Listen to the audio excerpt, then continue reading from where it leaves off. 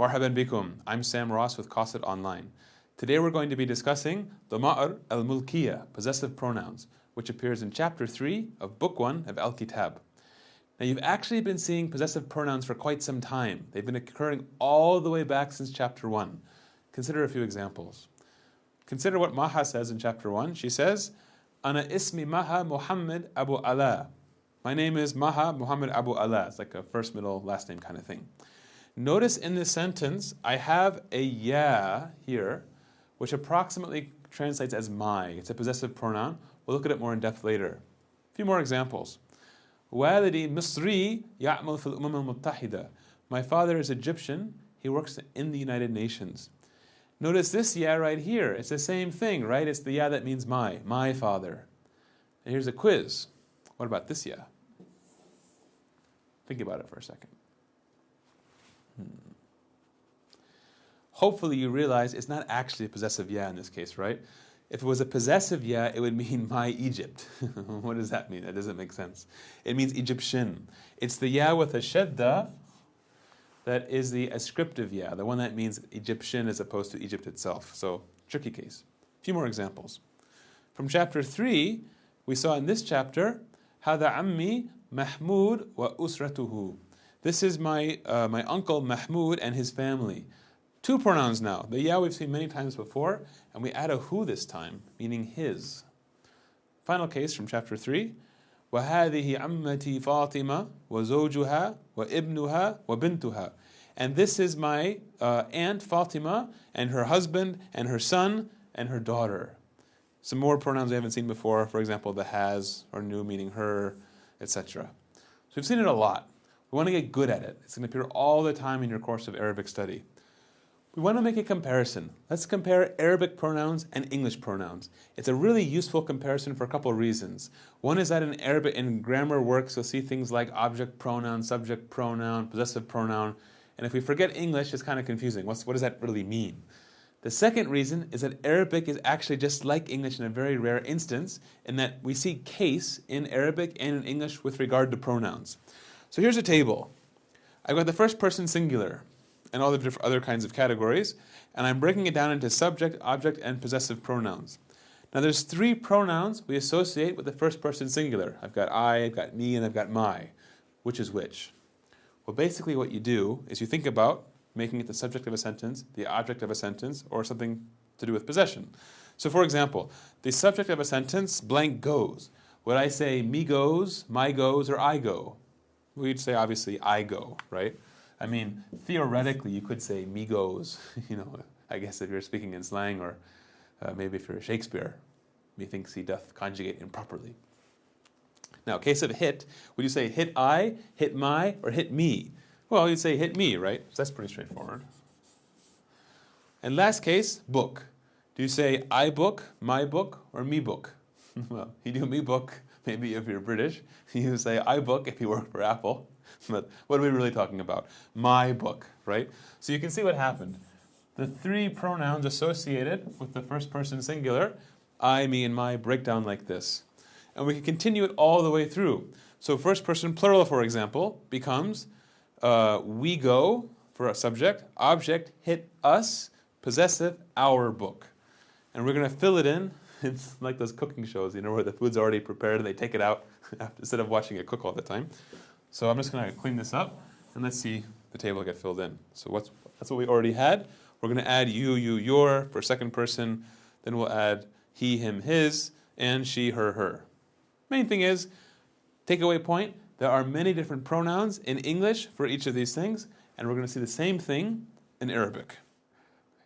Let's take a look at the possessive pronouns in Arabic. And notice what we've done. We've made a table.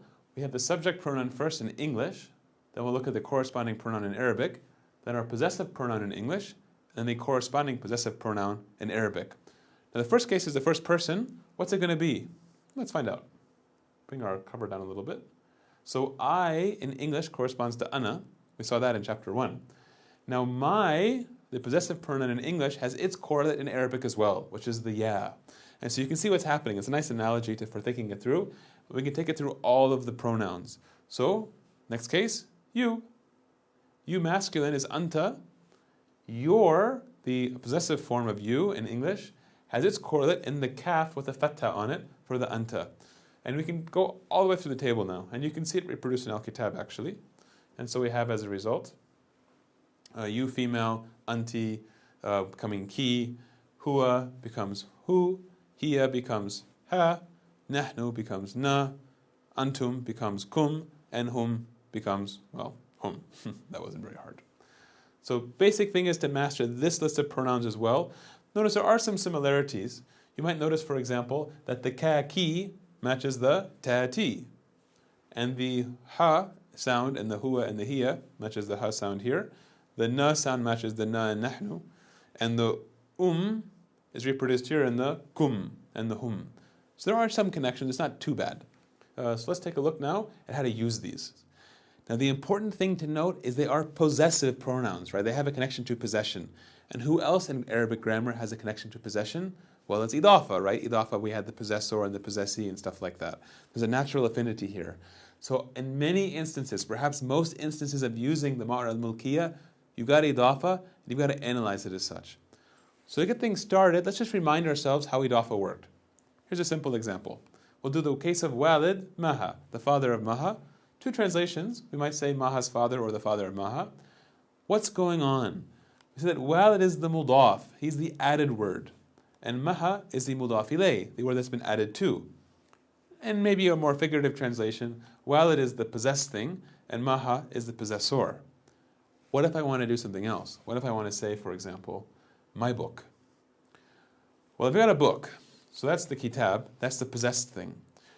Now the tricky thing is, who's the possessor? Who owns the book? Well, it's the first person, right? It's me. So it could be me or my or something like that. I, what do I put? In Arabic, you know two pronouns now that correspond to the first person. You know the pronoun ana, you know the pronoun ya. Now which one are you going to use?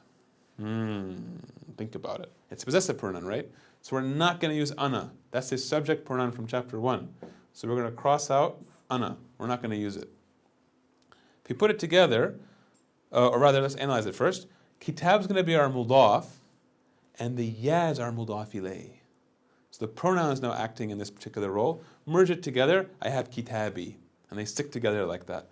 I'm going to put a line strategically right here. That line separates the word kitab from its suffix, the ya. Kitab is the possessed mudaf. Ya is the possessor, mudaf ilay. So let's just work through some of the permutations. It's not really that hard. I mean, basically, we saw the ya with the word kitab, but let's do it with everything possible. So we'll change it to the word bait. That's a common word, meaning the house. And we'll use every single pronoun.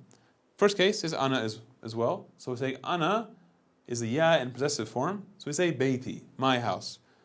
What do you do for the rest? Well, we saw a kaf was the anta form. It was the your form. So it becomes baitik. And you can work it all the way through. Let's look at all of them together. I have baituki, baituhu, baituha, baituna, baitukum, baituhum. Kind of think it through. You have a reproduction of this, or rather this is a reproduction of what occurs in your book. So study the table in Al-Kitaab. Let's take a look at our last topic for today, the lam that means belongs to, and how you use it with the ma'ar al-mulkiyah, with possessive pronouns. Now you saw this earlier in Al-Kitaab. In the early chapters, Al-Kitaab gives you the phrase li. But what is li? It's really a lam combined with the ya that is the possessive pronoun. And so if you think about it, it's kind of interesting, right? You could begin to wonder, maybe I could swap it out. We'll do that soon. But before we go there, what does this turn into? Well, it turns into li. How do we translate it? I have. Very important point right now.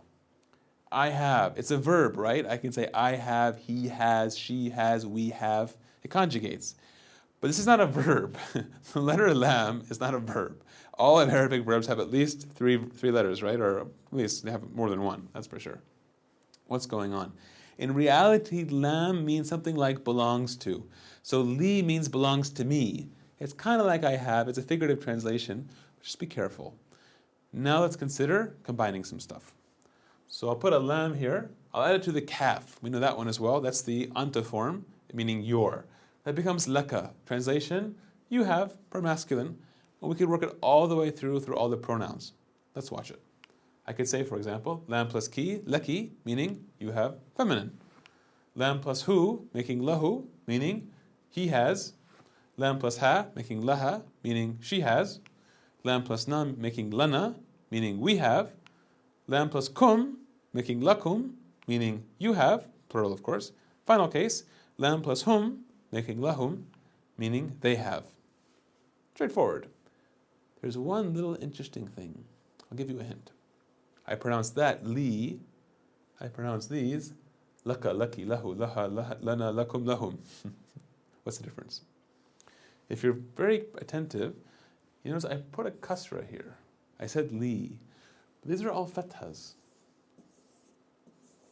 etc. What's going on?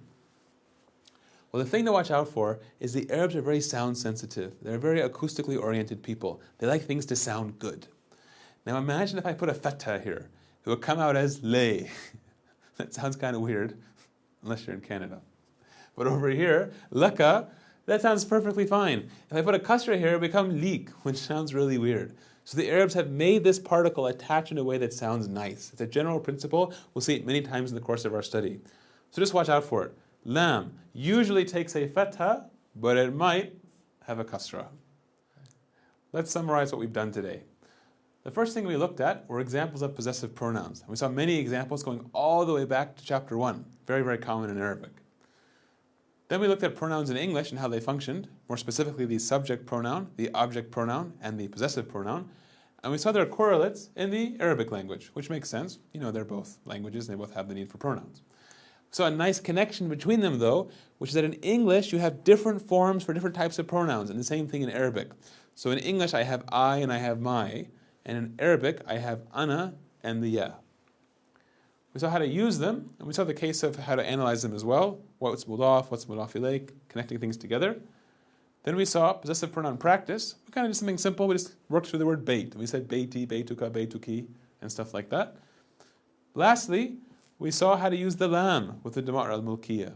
So the lam is often used to mean I have, but it really means something more like belongs to me. But why not belongs to me? Why not other things too? Belongs to you, belongs to him, belongs to her, etc. And that's our discussion, or the end of our discussion, I should say, of the damar al-mulkiyah. Thanks for joining us.